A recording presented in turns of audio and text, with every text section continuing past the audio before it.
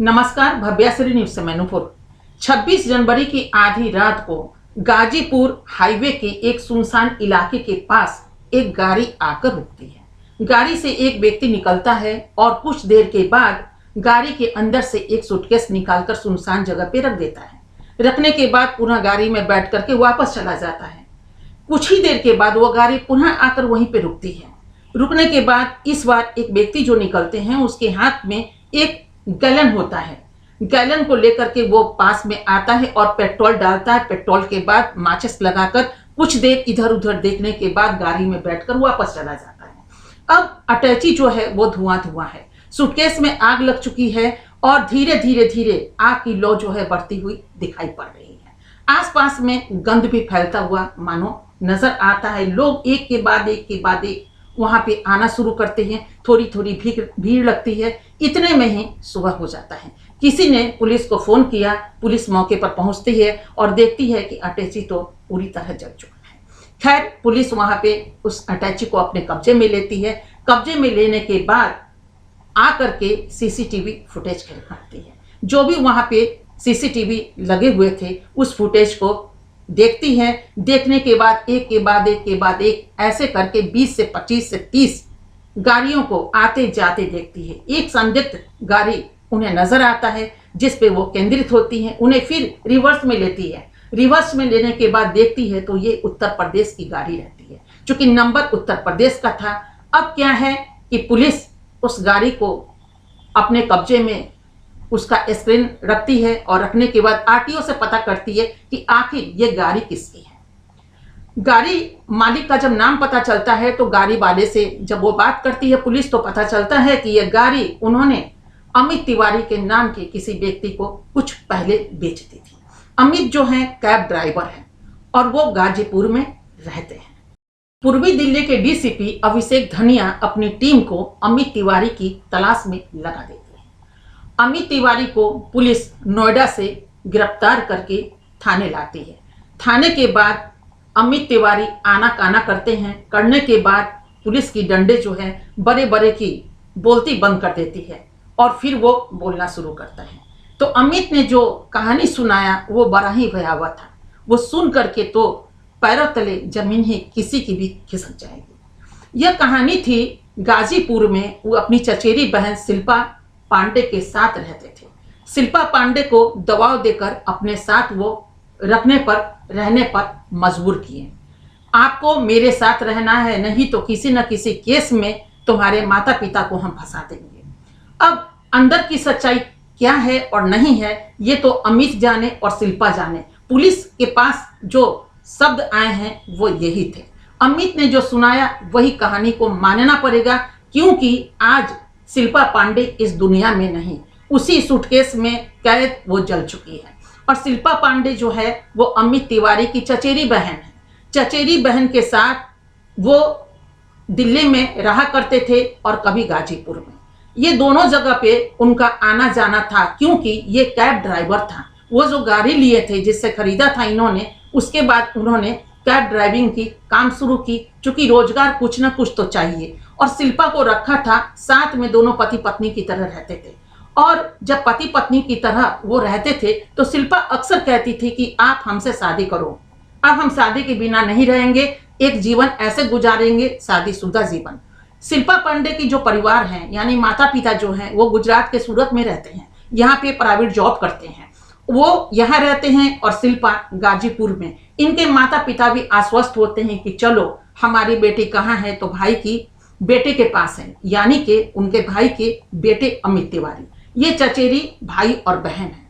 लेकिन ये शर्मसार करने वाला रिश्ता है। आप समझ रहे होंगे पांडे और तिवारी ये सनातन धर्म के दोनों ही टाइटल हैं और दोनों ही एक ब्राह्मण समुदाय से आते हैं और दोनों चचेरे रिश्ते में भाई बहन पड़ते हैं। लेकिन उन्होंने इस रिश्ते को ताक पर रख दिया और जो अपने में संबंध बनाया वो पति पत्नी का रिश्ता बनाया। अब जब रिश्ते बन गए तो शिल्पा ने सोचा कि जब रिश्ते बन ही गए और अम्मी जब दबाव ही दे रहा है तो क्यों ना हम शादी करके रहें, ऐसे क्यों रहें।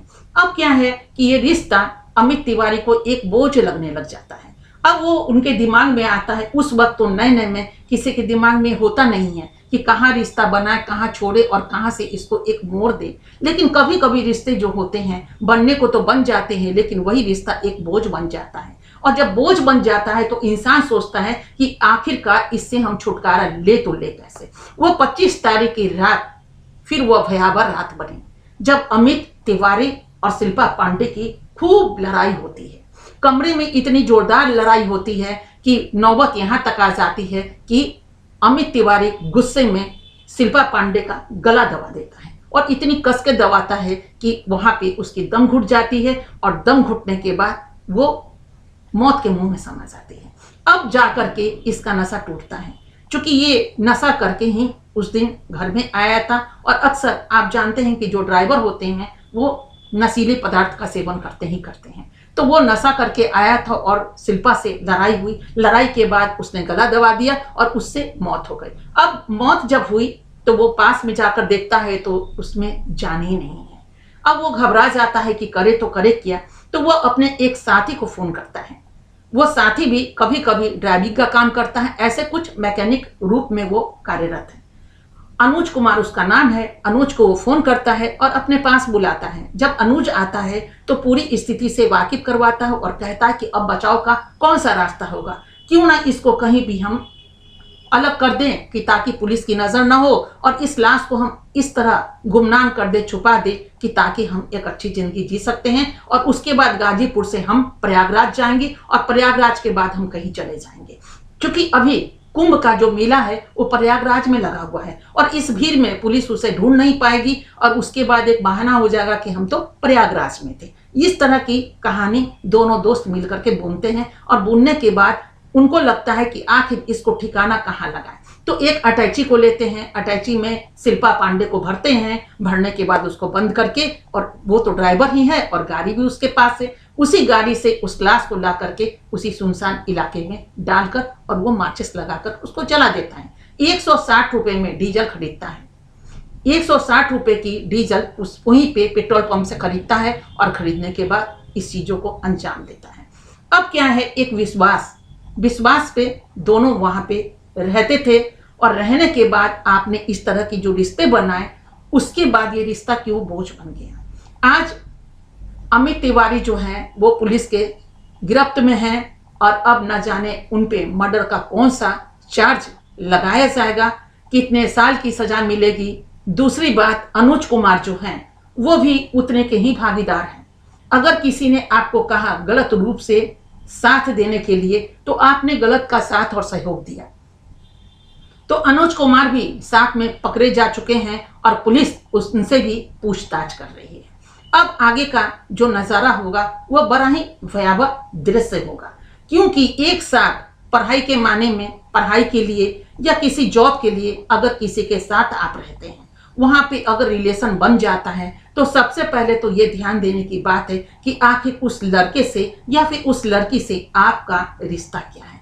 उस रिश्ते को अगर आप पवित्र रखेंगे, पवित्रता में रखेंगे, तो बगल वाले का भी जो दिमाग होगा वो भी एक तरह से शांत रहेगा और वो भी भरोसा करके अपने बच्चों को किसी के साथ भेजने पे बिल्कुल तैयार हो जाएंगे कि चलिए मेरा बच्चा कहीं भी सुरक्षित है, वो लड़का हो या लड़की हो। लेकिन इस तरह के जो आज आम जगह पे देखने को मिलता है, ये रिश्ता एक पिता से बेटी के रिश्ते में भी शर्मसार करने वाली बातें आए दिन पढ़ने और सुनने को मिलता है। कहीं चाचा, कहीं मामा, कहीं फूफा, कहीं मौसा और कहीं अपना ही भाई।